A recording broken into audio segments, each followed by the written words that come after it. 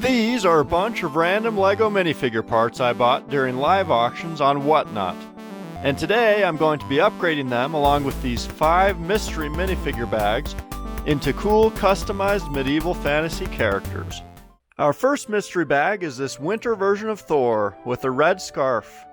His torso actually works pretty well in a medieval fantasy setting, and the red cloth printed at the top of his torso gave me the idea to use him alongside some of these black Falcon Knight torsos, which have a very similar looking cloth print at the top of their torsos that wraps around to a printed black falcon cloak. For Thor, I added these detailed printed legs from Tasha the Witch Queen, a red cape, and a black falcon shield to complete his look as the captain of the Black Falcon's Red Division.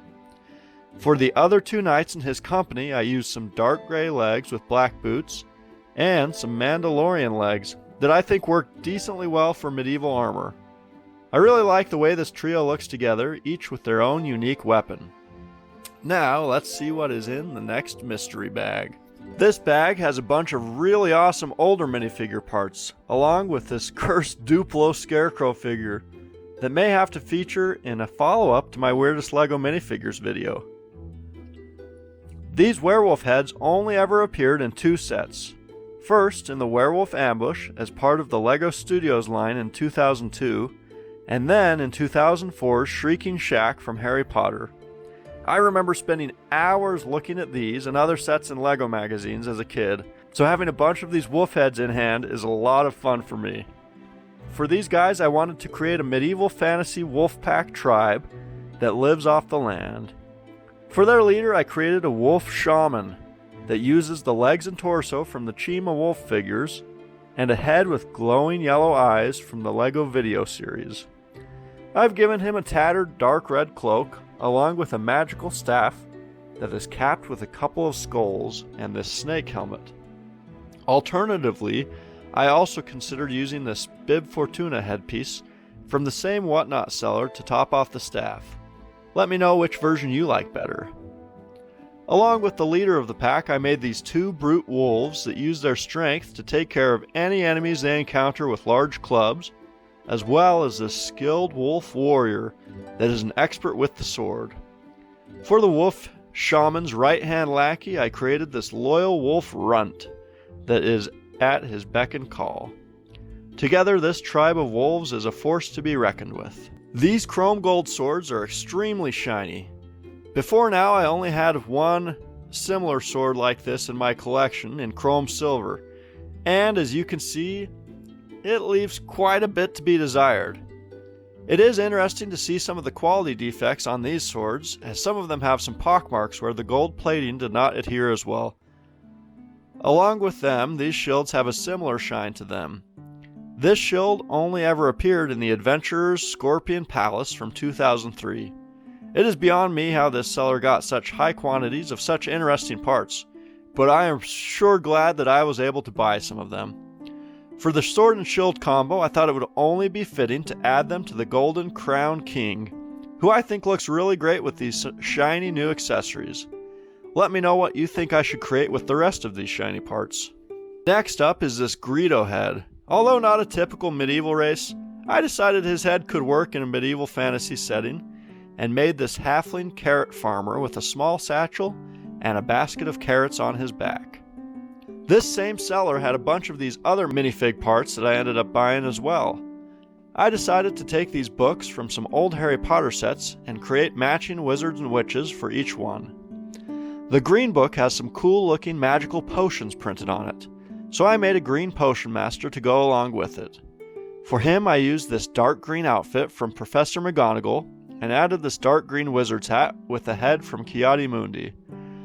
I also added this large black cauldron filled with transparent orange liquid and a few tendrils of smoke coming out of the top, and the small wooden table with a few of his completed potions sitting on top of it.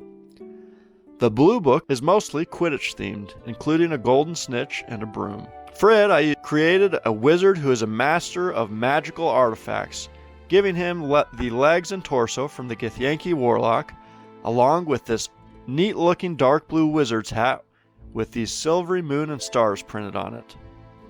Out of the 3 books, I think this red book is my favorite. It has a man-eating Venus flytrap style plant on the front and some mushrooms on the back. For it, I created this red-haired witch who has used this spellbook to create a man-eating plant of her own. This seller also had a bunch of heads and torsos. Of the torsos, this piratey medieval-themed torso caught my eye as a useful torso for a medieval barmaid. I paired it with the skirt piece from the D&D Mind Flayer and gave this barmaid a platter of meat and a drink to keep patrons happy. Now let's move on to mystery bag number 3. Nice! A red and white checkered lion knight. I really love the printed torso on this knight, but I think updating the non-printed legs and arms of this figure will help it really stand out. I used the armored legs and arms from the D&D Dragon Paladin and gave him a spear and shield that have him ready for battle. And drum roll. Mystery bag number 4. What is this? A black briefcase, a broken black briefcase. I'll be honest, I almost skipped trying to upgrade this mystery bag and moved on to the next one. But after giving it some thought, I decided I've got to do it for the video. My first thought was to try to make a staircase out of briefcases, but my LEGO briefcase collection leaves a bit to be desired. After thinking a bit and moving on to some other figures, I finally had the brilliant idea to make this seat cushion on the Golden Crown King's throne.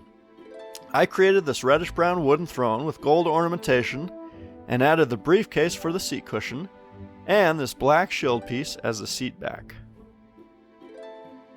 Mystery bag number 5. The parts in our final mystery bag are from the same seller who had all those interesting parts from the early 2000s.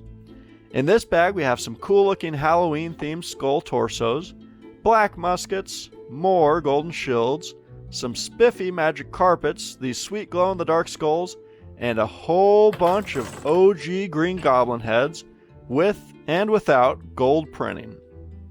For the magic carpet, the obvious first choice was Aladdin and Jasmine, and I think they look pretty good, but they're relatively low-hanging fruit.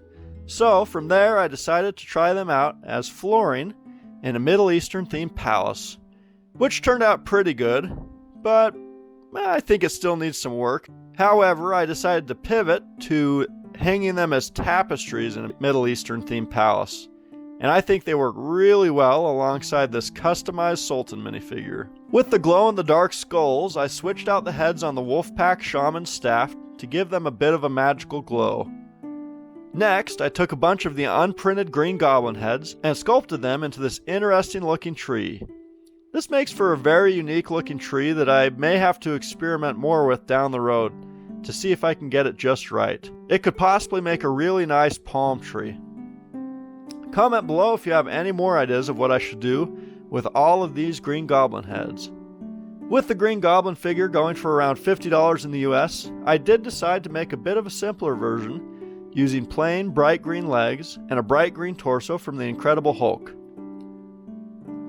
Now this video is not sponsored, but if you are interested in joining Whatnot, you can use my referral link in the description below to receive a credit between $10 and $200 after making your first purchase. If you want to see more minifigure customizations, check out the video on the left. Thank you so much for watching, and I will see you next time.